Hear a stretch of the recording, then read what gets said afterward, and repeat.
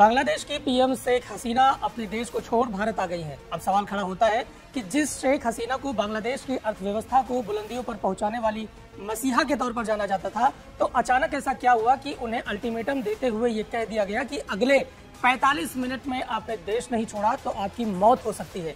बांग्लादेश के राष्ट्रपिता के तौर पर जाने जाने वाले शेख मुजीबुर रहमान की प्रतिमा को छिन्न भिन्न कर दिया गया। इस वीडियो में हम जानेंगे कि बांग्लादेश के मौजूदा हालात के बाद जो सबसे बड़ा सवाल पैदा होता है वो ये है कि क्या भारत अब विरोधी पड़ोसियों से घिर चुका है।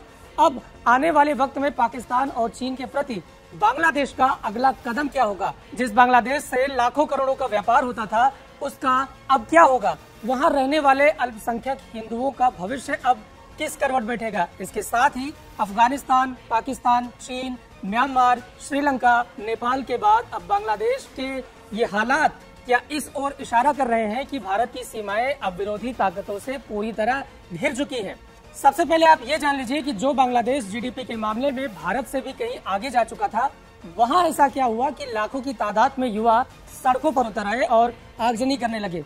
तो इसके पीछे की असली वजह है आरक्षण, वही आरक्षण जिसकी चर्चा अपने देश में भी बढ़ चढ़ कर की जाती है। बांग्लादेश में इसकी शुरुआत हुई 1971 में। जिन बांग्लादेशियों ने आजादी की जंग में अपना योगदान दिया, उन स्वतंत्रता सेनानियों की नस्लों को नौकरी में 30% आरक्षण दिया गया था, लेकिन शेख हसीना सरकार ने चतुर रणनीति से उस आरक्षण को हटा दिया, क्योंकि लोगों ने सवाल पूछना शुरू कर दिया था कि जिन्होंने जंगें लड़ी उनकी एक पीढ़ी को आरक्षण देना तो समझ में आता है, चलिए आपने दूसरी पीढ़ी को भी आरक्षण दे दिया, लेकिन तीसरी पीढ़ी को आरक्षण क्यों? क्या ये ताउम्र चलता रहेगा? लेकिन वहां की हाईकोर्ट ने शेख हसीना के फैसले को पलटते हुए आरक्षण की पुरानी व्यवस्था को लागू कर दिया, जिसके बाद शेख हसीना ने भी अदालत के फैसले की चादर ओढ़कर पुरानी व्यवस्था को लागू कर दिया, जिसके बाद लोग सड़कों पर उतर आए। पूरा का पूरा आंदोलन उग्र हो गया।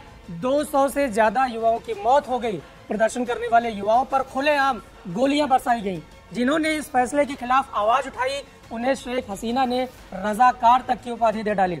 रजाकार आखिरकार वो लोग थे जो साल 1971 में पाकिस्तान का समर्थन करते थे। बात यहीं तक नहीं रुकी, शेख हसीना ने इन प्रदर्शनकारी छात्रों को आतंकवादी तक करार दे डाला, जिसके बाद हिंसा इस कदर भड़की कि 4 अगस्त के अकेले एक दिन के अंदर 100 से ज्यादा छात्रों की मौत हो गई। जिसके बाद सेना ने सरकार के सामने खुले तौर पर यह कह दिया कि अब आप इस देश को छोड़कर जाइए और इस देश की शासन सत्ता की बागडोर सेना को चलाने दीजिए। शेख हसीना से ये तक कह दिया कि अगर आपने अगले 45 मिनट में देश को नहीं छोड़ा तो आपकी मौत हो सकती है और हम आपकी सुरक्षा कतई नहीं कर सकते। शेख हसीना के शासनकाल में बांग्लादेश को भारत का एक प्रमुख एलाई माना जाता था, जो सीधे तौर पर चीन और पाकिस्तान तक को जियोपॉलिटिक्स में टक्कर देने का काम करता था। लेकिन बांग्लादेश में तख्ता पलट के बाद अब ये महसूस किया जा रहा है कि क्या भारत के पास अब एक भी ऐसा पड़ोसी दोस्त नहीं बचा है जो उसके साथ कदम ताल करता हुआ चल सके। पाकिस्तान के साथ भारत कई जंगें लड़ चुका है। अफगानिस्तान में तालिबान का शासन है। ओली, जो कि नेपाल की पीएम अभी अभी जल्द बने हैं, उन्हें चीन परस्त माना जाता है। म्यांमार में भी 2 साल पहले ही तख्ता पलटकर यहाँ की नेता आंग सान सू की को जेल में डाल दिया गया। श्रीलंका अपनी तंगहाली के चलते चीन की गोदी में बैठा हुआ है। मालदीव से मुइज्जू लगातार आंखें दिखा रहे हैं। यहाँ तक कि मालदीव में भारतीय सेना की जो टुकड़ी थी उसे भी भारत वापस भेज दिया गया है। इन सभी तथ्यों को देखते हुए अब ये सवाल उठने लगे हैं कि क्या भारत के पड़ोस में उसका एक भी दोस्त नहीं बचा है। बीते कुछ दिनों पहले ही विदेश मंत्री एस जयशंकर ने अपने एक बयान में कहा था कि अब अपने पड़ोसियों के साथ अच्छे रिश्ते बना पाना लगभग कठिन होता जा रहा है। रूस सरकार के भी आधिकारिक प्रवक्ता ने अपने बयान में ये तक कह दिया था कि जिस शेख हसीना ने चुनाव जीता है, अब आने वाले वक्त में ये देखने वाली बात होगी कि क्या वो अपनी सत्ता को संभाल पाते हैं, क्योंकि बांग्लादेश के अंदर हिंसा पनपने वाली है और वो उससे बच नहीं पाएंगी। क्योंकि बांग्लादेश की बीएनपी पार्टी, जो कि खालिदा जिया के अंडर आती है, इसके साथ ही जमाते इस्लामी है, जिसको प्रत्यक्ष या परोक्ष आईएसआई और पाकिस्तानी सरकार का सीधा समर्थन मिलता है। उसके चलते बांग्लादेश के अंदर अल्पसंख्यक हिंदुओं से जुड़ा जो सामाजिक ताना बाना है उसके भी डिसबैलेंस होने के पूरे आसार हैं, क्योंकि साल दर साल बांग्लादेश से भारत में शरणार्थियों की तादाद भी अब तेजी के साथ बढ़ती जा रही है। अब यहाँ समझने वाली बात आती है कि बांग्लादेश में जो कुछ हो रहा है वो भारत के लिए कितनी बड़ी चुनौती है, और इसके साथ ही आने वाले वक्त में भारत को गाहे बगाहे ये घटना चेतावनी भी दे रही है। पुराने इतिहास के कुछ पुराने पन्ने पलटने पर यह साफ तौर पर दिखाई देता है कि शेख हसीना के सत्ता से बेदखल होने के बाद वहां का विपक्षी खेमा अगर सरकार बनाता है तो उसकी झुकावट पाकिस्तान और चीन की तरफ ज्यादा होगी। इसके साथ ही आशंका इस बात की भी है कि तेजी के साथ बढ़ रही जिस बांग्लादेश को जन्म देने में भारत ने अपनी सबसे बड़ी भूमिका निभाई, उसी भारत में शेख हसीना के आने के बाद बांग्लादेश के अंदर भड़के युवाओं के बीच कहीं भारत विरोधी एजेंडा तैयार कर वोटिंग तक न करा दी जाए। इस राजनीतिक उठापटक में ये देखा गया है कि बांग्लादेश की जनता के बीच उन लोगों की तादाद ज्यादा है जो भारत के साथ संबंधों को बेहतर बनाए रखना चाहती है, क्योंकि पूरी दुनिया ने यह देखा है कि कैसे चीन शेख हसीना को अपने पक्ष में कर वहां के बंदरगाहों को अपने कब्जे में करने और निवेश के छलावे की चादर की आड़ में चीन बांग्लादेश को कर्ज के बोझ के तले दबाने की कोशिश लगातार सालों से करता आ रहा है।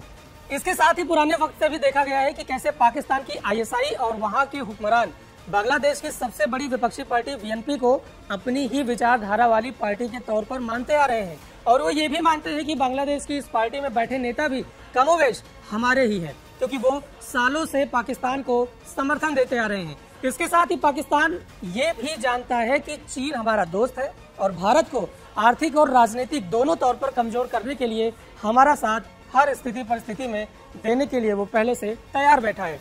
जिस दौरान साल 2001 से 2006 तक खालिदा जिया ने जब बांग्लादेश की सरकार को चलाया, तो उस दौरान भारत के नॉर्थ ईस्ट वाले हिस्से में आतंकी गतिविधियों में तेजी के साथ बढ़ोतरी देखने को मिली थी, जो शेख हसीना के आने के बाद ही काबू की जा सकी।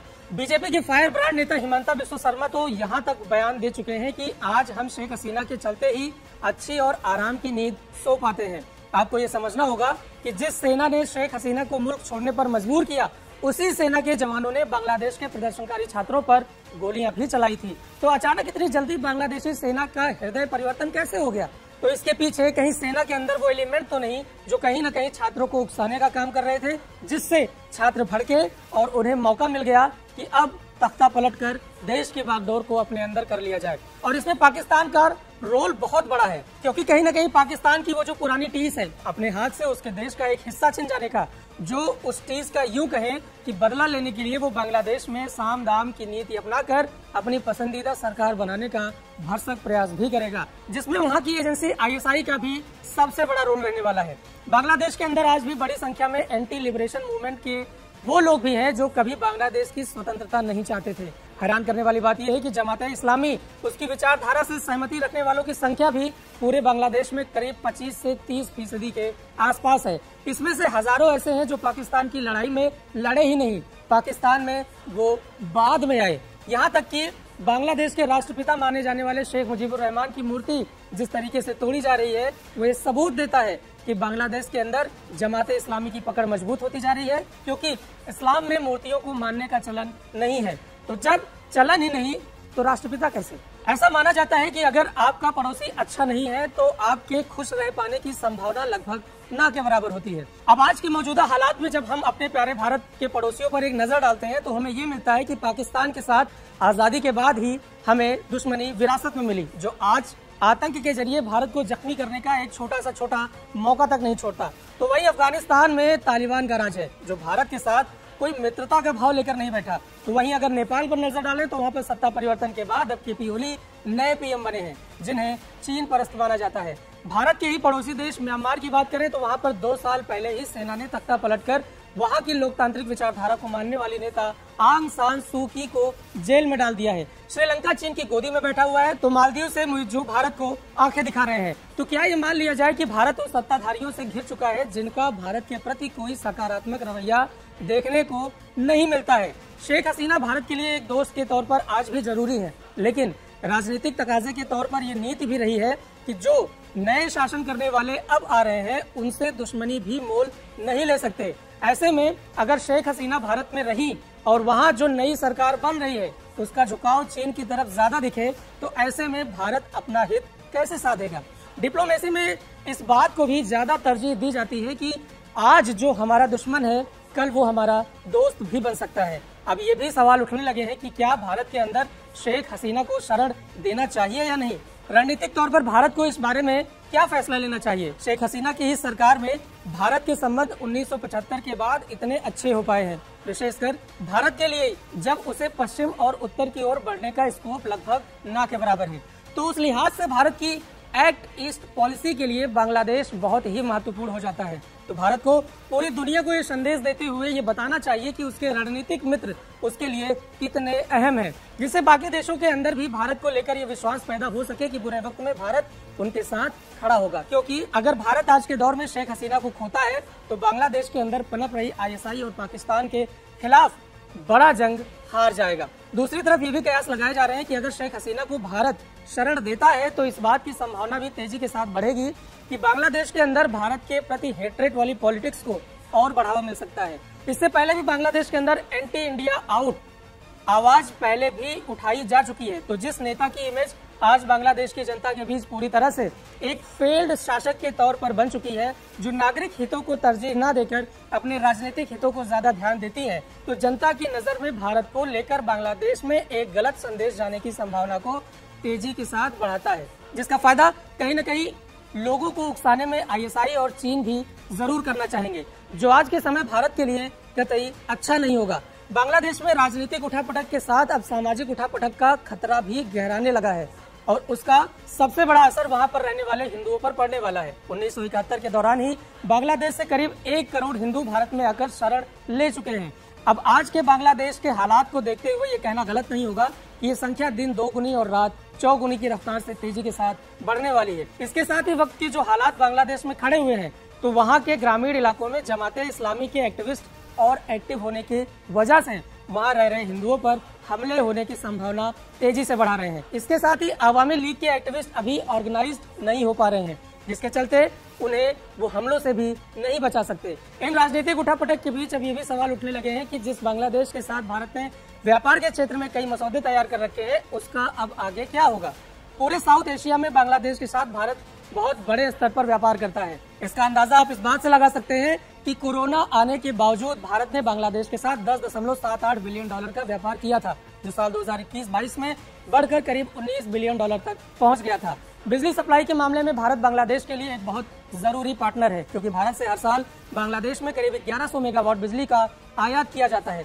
हाई स्पीड डीजल सप्लाई करने के लिए भारत बांग्लादेश मैत्री पाइपलाइन भी अपने स्तर पर बहुत ज्यादा जरूरी है। बांग्लादेश में रेल, सड़क और बंदरगाह के निर्माण करने के लिए भारत ने कई बिलियन डॉलर की मदद की है, जो अब भी लगातार जारी है। चटगांव पोर्ट पर चीन की पहले से ही बुरी नजर है कि कब वो उस पर कब्जा कर सके, क्योंकि चटगांव की स्ट्रेटेजिक लोकेशन आज के दौर में बहुत बड़ी है। अब आखिर में सवाल उठता है कि आगे बांग्लादेश का भविष्य क्या होगा। तो अभी तक जितनी भी जानकारी मिली है उसके मुताबिक सेना एक अंतरिम सरकार बनाने की बात कह रही है, लेकिन सवाल ये भी उठता है कि अंतरिम सरकार में शामिल कौन होगा। इसके साथ ही सेना ये भी जानती है कि पुराने अनुभवों के मुताबिक बांग्लादेश में सेना का परमानेंट शासन रह पाना बहुत ही कठिन है, क्योंकि यूनाइटेड नेशंस के जरूरी मिशंस में बांग्लादेश की सेना भाग नहीं ले पाएगी। अब देखने वाली बात यह होगी कि जिस बांग्लादेश का जन्म भाषा को थोपने वाले आंदोलन से शुरू होने के बाद हुआ, उस बांग्लादेश के भविष्य को आरक्षण से उठी आग कहां तक ले जाती है। आपको ये वीडियो कैसा लगा हमें कमेंट बॉक्स में जरूर बताएं और ABP लाइव को सब्सक्राइब करें।